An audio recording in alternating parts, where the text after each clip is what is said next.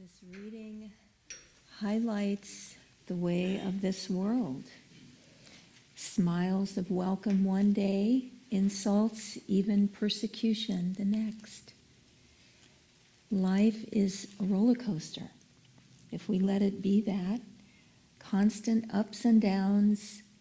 In fact, Swamiji said that for every pain, there is a pleasure. For every pleasure, there is a pain.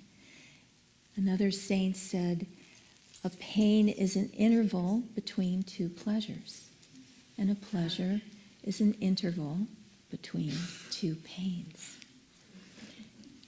All of this up and down, all of this pleasure and pain and joy and sorrow, sickness, health, all this duality eventually comes to rest. There's a saint, there was a saint, he's passed away now, in India. He was originally from Denmark, and he came to be the disciple of Ramana Maharshi. His name was Shunyabai, Brother Zero. Talking about this point of rest, nothingness, between these wildly swinging opposites of duality, good and bad, hatred and love. Swami said that in the ledger of our lives, all these different experiences eventually come to zero. They all balance out. Another way of thinking of it is a point of rest. When finally all the wildly moving ups and downs mellow out like a swing that's been swinging until it finally comes to rest. Our job in this, as Divine Mother in vision said to Yogananda, dance of life, dance of death. Know that these come from me. And rejoice. That's our job, to rejoice. To find that point of stillness in our own hearts and minds that is untouched by the roller coaster. How many times have I said to you all, quoting Master, we need to learn to stand unshaken amidst the crash of breaking worlds. And that is our job, to find that center and to stay there and to allow the dance of life and the dance of death to move around, do as it wills, but stay in God. That's why we chanted that beautiful chant this morning, I want only thee. As Dharmadas said, the words are very simple. But do we practice them? Can we remember them? Can we say to ourselves, I want only thee, Lord? And that new car that I've been looking at. And that new television set. What do we really want?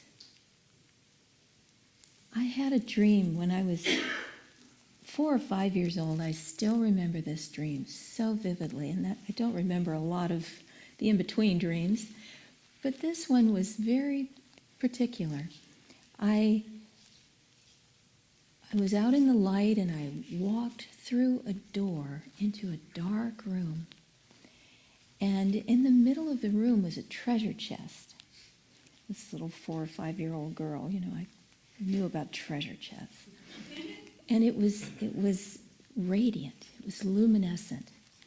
And I was so drawn to it, and I opened it up, and I pulled out the most beautiful dresses you could ever imagine, just shimmering with light, all different colors, just astral. And the dream ended. I woke up, And I went right to my closet. Where are those dresses? They weren't there. They were dream stuff.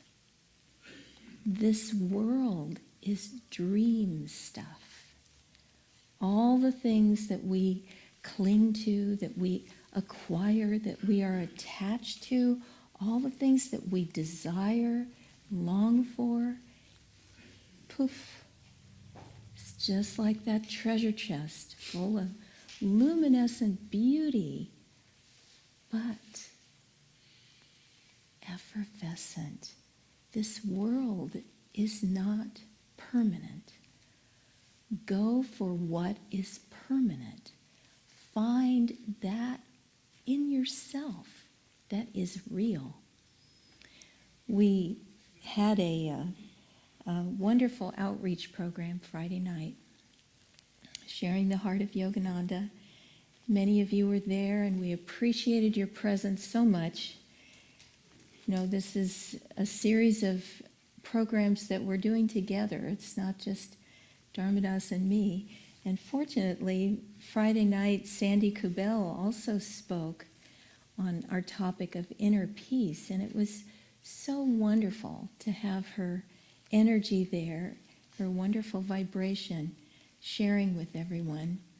And we just appreciated Hara bringing the sound system and Victoria Hester bringing the flowers. And it just was a beautiful thing, all serving together.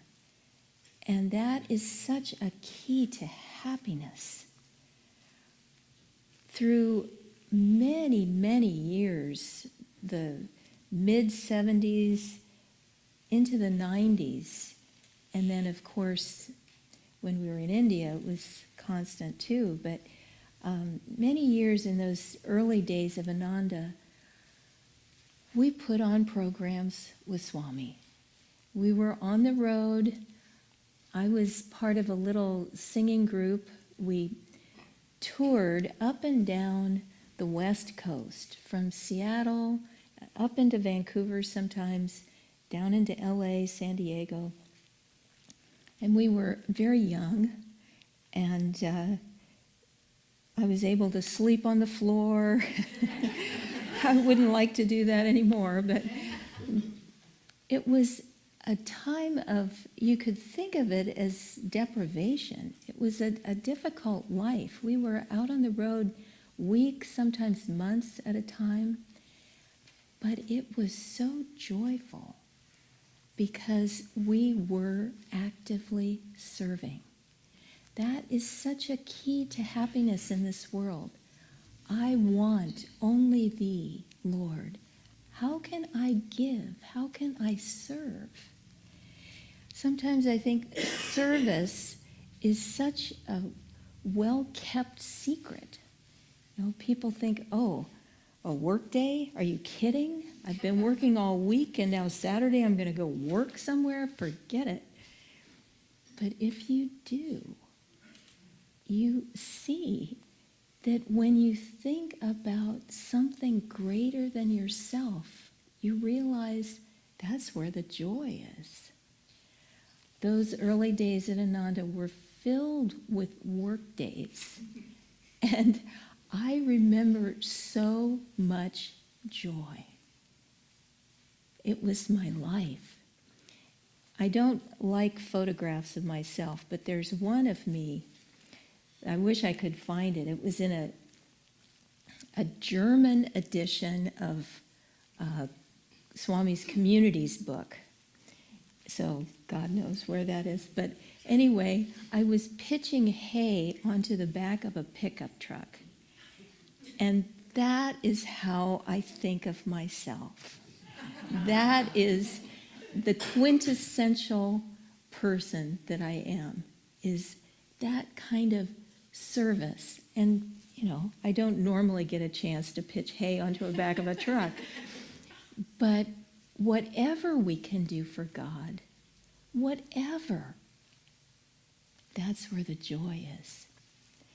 I'll just close by telling you a story that I love this story because it epitomizes what we're talking about. finding that joy within ourselves, staying in that inner peace, and giving from that center. And that's your only job, really. You may think you have all these other things that you're supposed to do, but no. Giving God is all you have to do. And like Dharmadas said, the words are easy to remember. We just have to do it. So, there was a king, and he decided that he wanted to have a contest. And so he asked all the artists in his kingdom to participate in creating a painting in a competition. Paint, he said, peace. What is peace? Paint that. And so all these artists gathered their paints and brushes and got to work, and they created beautiful images. Gardens filled with beautiful flowers, birds, and fountains. Pictures of rolling green hills, carpeted with wildflowers. Beautiful sunny skies with fluffy white clouds, trees, animals, gardens, placid, beautiful lakes, oceans. So many beautiful, beautiful images. And the king went through them all, seeing each one for the beauty that it was.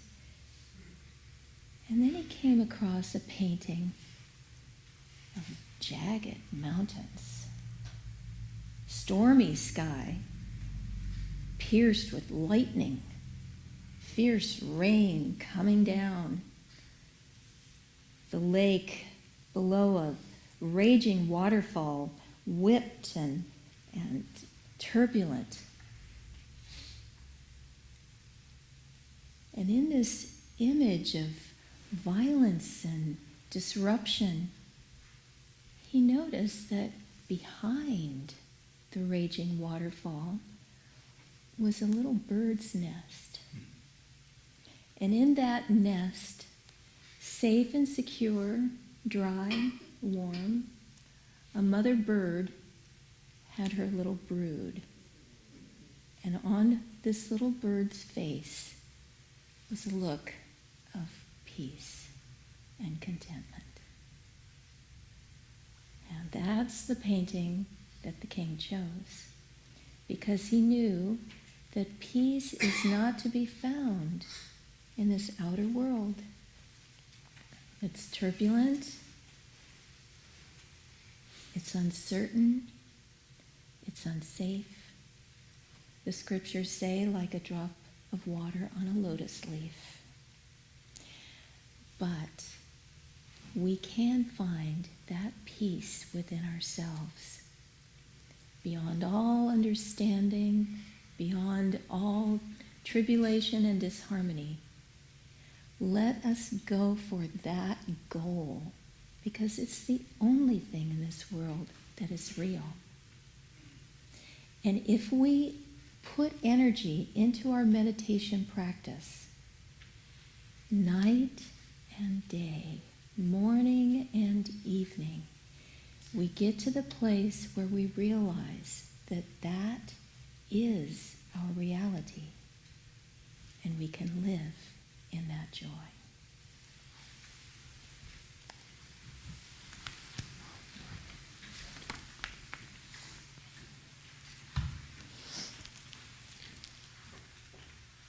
This reading, speaking about Christ coming into Jerusalem and the experience of the crowd chanting, it makes us aware, as Nirmala was pointing out, of the dual nature of the outer world.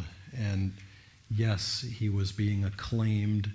It's kind of interesting to ask the question, why was he being acclaimed? He wasn't all that well known, but he was evidently well enough known that word had gotten around that this was the one who had raised the dead and healed the sick and done various miracles, and he had obviously made some impression, and the word got around, and people thought, oh, well, perhaps he's the one who's going to become the king of our country and who will free us from the rule of the Roman government. And so perhaps there was this expectation, oh, he's going to be a political leader as well as perhaps a spiritual leader, or maybe they weren't even aware of the spiritual aspect at all.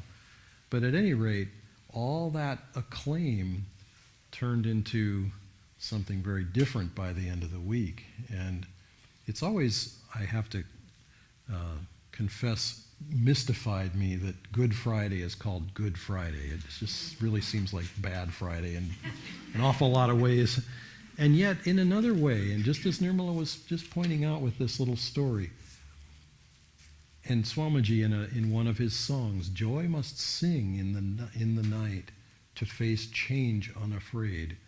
We have to find that peace inside that will stand up against the ebb and flow of the world, the storms of the world, the crucifixion of the world, if it comes to that. And that's not so easy to do, but it is possible to do. The fact that it's not easy doesn't mean that it's impossible. And where do we go for that? I read something interesting this past week, a quotation of Master's that I don't think I had encountered before, although I understood the principle of it, but I don't think I had heard it in these exact words. Master was saying, don't think that death will rescue you, in the sense that if your consciousness is lousy in life, guess what? You get to have it afterwards too. And you don't suddenly become an angel. If you're not an angel here, you're not going to be an angel there. So thinking of that in terms of Christ, Christ is coming into Jerusalem. He's riding on a donkey. He's having people throwing palm fronds in front of him. They're laying their cloaks down in front of him so that the donkey, rides on a soft surface that's not dusty and hot. It's a royal welcome. He is receiving a royal welcome. But his kingdom is not of this world. His kingdom is of the Spirit. So he's not swayed by all this acclaim and all this commotion, because that's not his reality. His reality is the consciousness that he has inside. And probably none of the audience who were hollering had that. Otherwise, they wouldn't have been so excited. When you think of what is the change in this world that will bring us peace, there is none. There is no change in the world that will bring us peace. On the other hand, we can bring the world peace out of our own hearts when we have it, when we feel it. This is part of the topic that we were expressing over the weekend in that outreach program, from inner peace to world peace. But if we look for a political solution without the inner change, we don't find it. We don't get it. This year being an election year, we are just beginning to see the drama, the circus, the magnificent chaos of the process is going on. And it's really, in a way, just getting started, in a sense, which is a little horrifying to think, actually. But, let it be what it's going to be. But find in ourselves. Let us find in ourselves. And it is hard work. I will not try to sugarcoat it. To do the work of changing consciousness is not easy, because we get fixated on our consciousness the way it is, and we think, well, but I kind of like my consciousness, even if it's sort of crummy sometimes. At least it's familiar. At least I know what it is. There's a cute story of a little girl who was coming home from school with this great inspiration, and she was explaining to her dad that we have to start recycling. It's really, really important. And, she obviously really had taken this got the bit in her teeth and she was running with it. And so he was fine with that. Hey, why not? Recycling, it's a good thing. But he was sort of curious to know, so where did this come from? And she said, well, we have to save the planet. And he said, well, okay, that's a good thing, but why? And she said, because it's where I keep all my stuff. And you think, yeah, we keep all our stuff here. But darn, we don't keep ourselves here. Let us lose a little of the stuff. That for what is one good thing to do. But let us also just find the simplicity. That's one thing that Christ brought into that city of Jerusalem, riding on a donkey. He doesn't come in riding on an elephant. He doesn't come in riding on a war stallion charger, with weapons and armies and commotion. He rides in on a donkey that's never been ridden before. And there's a symbolism in that. He's coming not to deliver a military message or a political message. He's coming to deliver a spiritual one. And he's willing to give his life for it. And he pretty well knows he'll have to also. And what's a life? For him, following that equation of Yogananda's, he's not worried about his consciousness. His consciousness is already infinite. So what difference does it make if he's got a body or he doesn't have a body? If the body looks like this or looks like nothing at all?